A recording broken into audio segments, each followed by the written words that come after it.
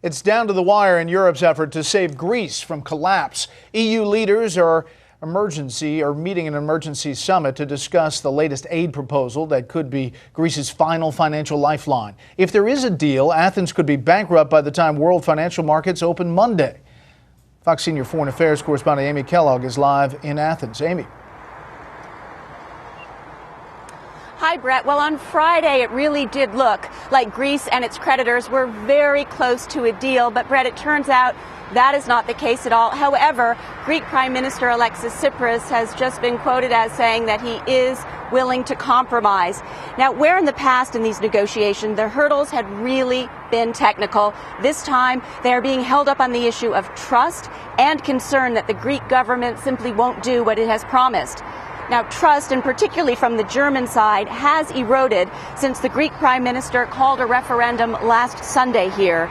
Voters said no to a package of austerity measures, but less than a week later, their government turned around to the creditors and said, okay, yes, to pretty much the same sort of package. And that is another reason why credibility is becoming more of an issue in these last-minute talks. It being Sunday here, Greeks have taken to the beach in large numbers, many of them say, because the sea and the sun are the only things that haven't been taken from them and that are free. They have seen their economy shrink by a quarter in recent years, and with that, cuts in pension, loss of jobs, and an ever-fraying social net. Brett, Eurozone finance ministers are meeting in Brussels.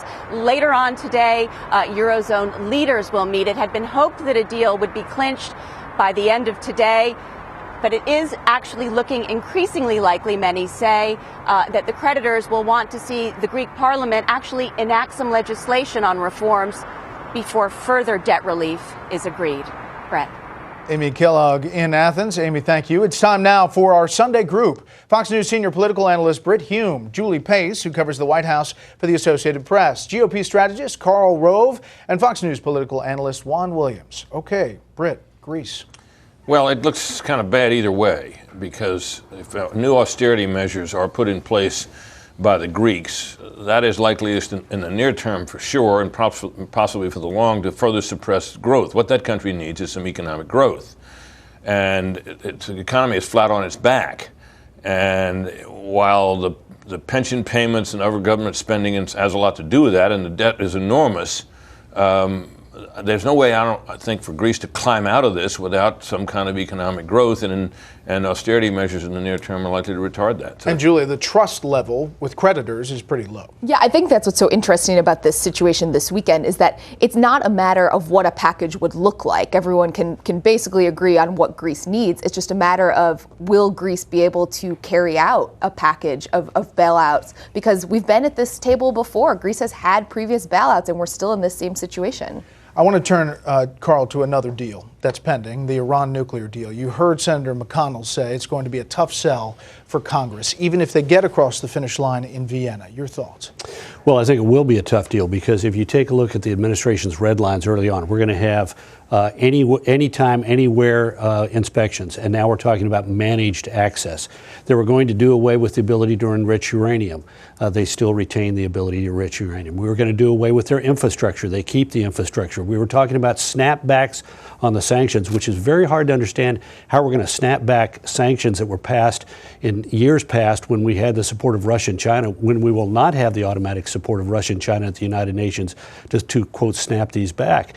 And this is being also done, this latest episode with the Iranians trying to tie this into not only the sanctions that are placed on them for their nuclear program, but also the sanctions that were placed on them for developing a ballistic missile program and for illicit traffic in arms. They want, in essence, a license to proliferate and a license to further engage and destabilize in the Middle East.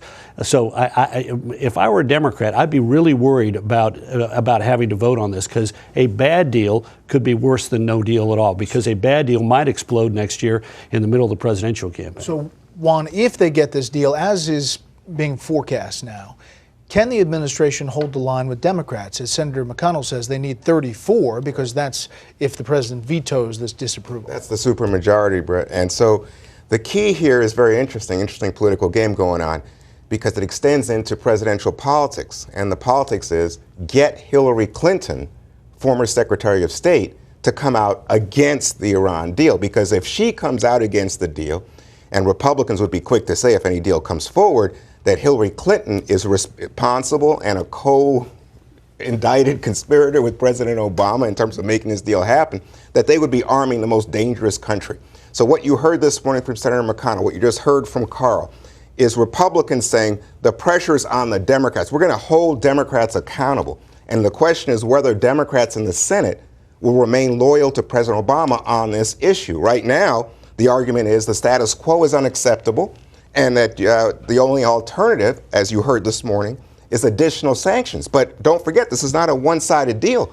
You have the Iranians who say they would accelerate their nuclear program if a deal doesn't come about. I mean, overwhelming response on Facebook. Julie, Jennifer Long Moulton writes about the Iranians. They have lied to us in the past. Why even considering trusting them now? Is this a problem for Democrats if they get this deal and have to rally those senators?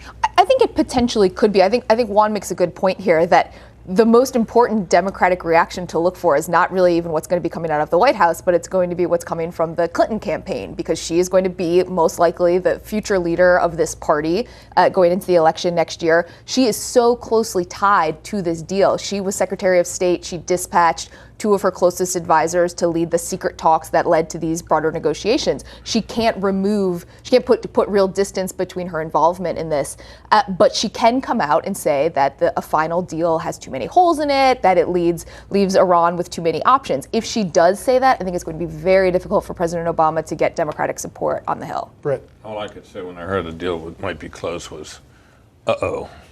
The deficiencies that Carl described, which is by comparing what we know roughly about the shape of a deal against the original goals of the negotiation, are damaging enough. But who knows what they had to do, what additional concessions may have been made in order to get this final deal. My guess is that the chances of it being a good deal are extremely remote. And, it would be, I think, politically tempting for Hillary Clinton, as she waffled on trade, remember, because it was toxic in her base. Will she do the same on this? She may. If she does, I think that the analysis here is right, that it could sink the deal in Congress. We mentioned the general the president has tapped to be the new chairman of the Joint Chiefs, and his assessment of the biggest threat. Take a listen.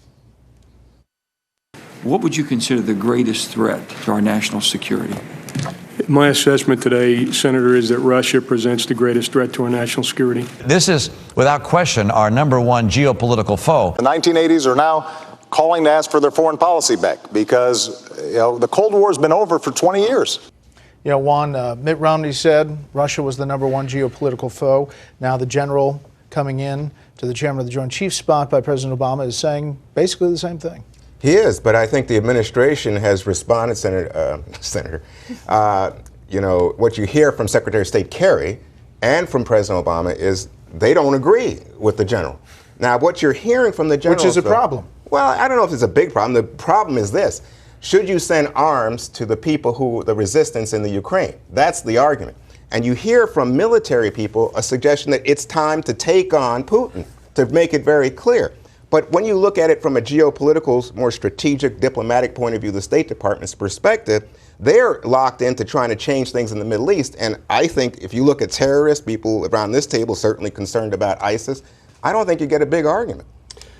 Juan, I wouldn't call it the resistance in Ukraine. I would call it the democratically elected government of Ukraine, which is an ally of the United States and has seen its territory systematically invaded by Russia. Right. And that is a threat to our relationship with Europe and to Europe's solidarity with the United States and to the international order. Now, we can argue as to whether Russia, or as Senator Webb suggested, long-term China, or ISIS and the instability in the Middle East is the most serious strategic threat. But the administration, if they're downplaying Russia, they're downplaying an actual threat. I've been in Europe recently talking with European leaders. There is a fear of what's going on in Ukraine and elsewhere in the region prompted by Russia. We'll leave it there. Up next, Louisiana Governor Bobby Jindal says Greece is an example of where the U.S. could go under a President Hillary Clinton or a President Bernie Sanders. The Republican presidential candidate joins us live from the campaign trail next.